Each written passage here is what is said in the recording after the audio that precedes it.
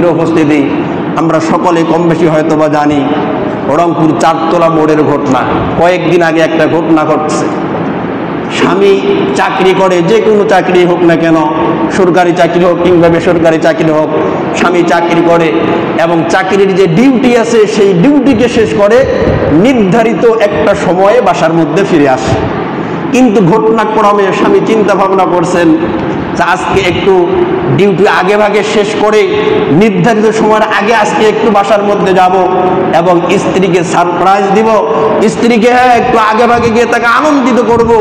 এই লক্ষ্যে নির্ধারিত সময়ের আগে তিনি তেনার কাজ, তেনার ডিউটিকে পালন করে বাসার মধ্যে আসার জন্য রওনা হয়ে গেছে। এরপরে বাসার মধ্যে এসে দেখে যে তার স্ত্রী একজন যুবককে নিয়ে একান্তভাবে আপত্তিকর অবস্থায় পরকীয়া কাজের মধ্যে লিপ্ত আছে। প্রিয় উপস্থিতি, এ কথা বললাম কেন? বর্তমান সময়ে পরকীয়া এতটাই ব্যাপক আকার ধারণ করেছে, এতটাই ব্যাপক আকার ধারণ করেছেন যেটা ভাষায় প্রকাশ করার মতো না। আর যেই সমস্ত নারীরা পরকীয়ার মধ্যে লিপ্ত, এই সমস্ত নারীর অধিকাংশ নারী খেয়াল করে দেখবেন যে তাদের স্বামী বিদেশের মধ্যে সময় কাটাইতেছে। যেই সমস্ত নারী পরকীয়ার মধ্যে যুক্ত, এদের অধিকাংশ নারীর স্বামী বাসার মধ্যে থাকে না, বিদেশে থাকে।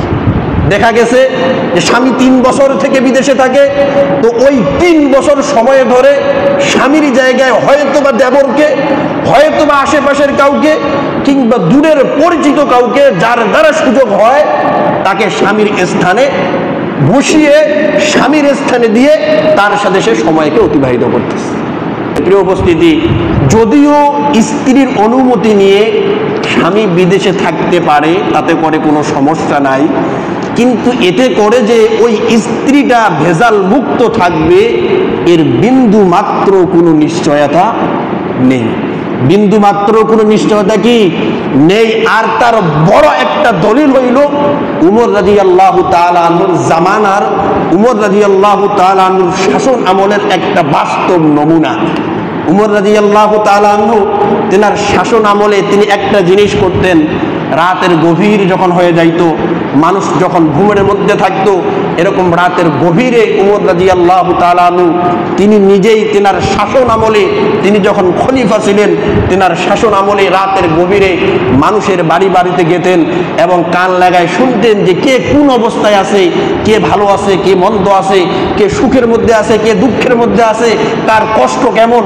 এরকমভাবে রাতের অন্ধকারে মানুষের বাসার মধ্যে গিয়ে কান লাগায় এরকমভাবে শুনতেন।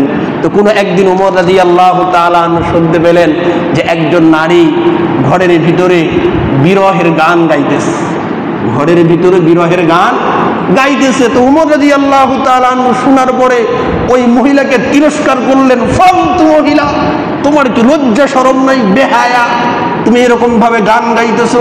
তো ওমর রাদিয়াল্লাহু তাআলা আনহু ওই মহিলাকে বিরহের গান গাইতে দেখার কারণে তাকে তিরস্কার করলেন এবং পরবর্তীতে চলে গেলেন।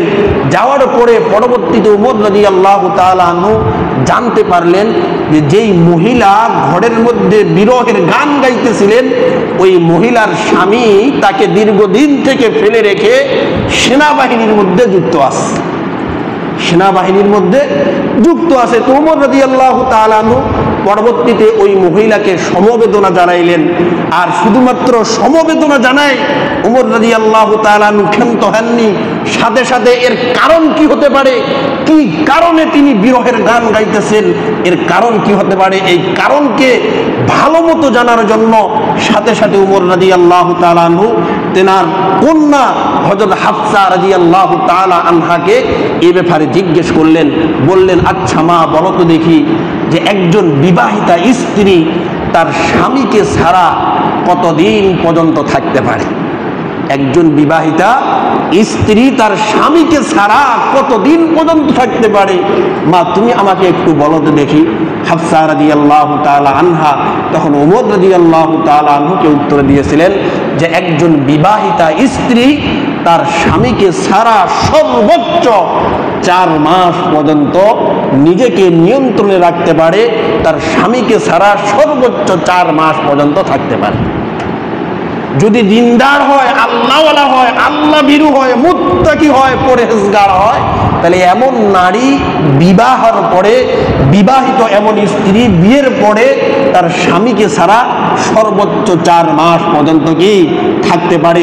তো যখন এ কথা উমর রাদিয়াল্লাহু তাআলা আনহুকে তার কন্যা হাফসা রাদিয়াল্লাহু তাআলা আনহা বলেছিলেন, তাৎক্ষণিকভাবে তিনি সকল সরকারি সেনাবাহিনীতে যারা চাকরিযুক্ত ছিল সকলের জন্য সাধারণ ছুটির ঘোষণা করেছিলেন। উপস্থিতি এখন আসি, একজন দিনদার আল্লাহওয়ালা আল্লাহভীরু মহিলা সর্বোচ্চ 4 মাস থাকতে পারে। তো আমি বিয়ে করার পরে যে আমার স্ত্রীকে বাসার মধ্যে রেখে বছরের পর বছর বিদেশের মধ্যে কাটাইতেছি, এই যে আমার স্ত্রীকে বাসার মধ্যে রেখে যাচ্ছি, আমার স্ত্রীকে কে দেখবে? যেখানে 4 মাস থাকা সম্ভব না, সেখানে বছরের পর বছর আপনি আপনার স্ত্রীকে ছাড়া থাকতেছেন, তো আপনার স্ত্রী তার সতীত্বকে রক্ষা করবে কিভাবে?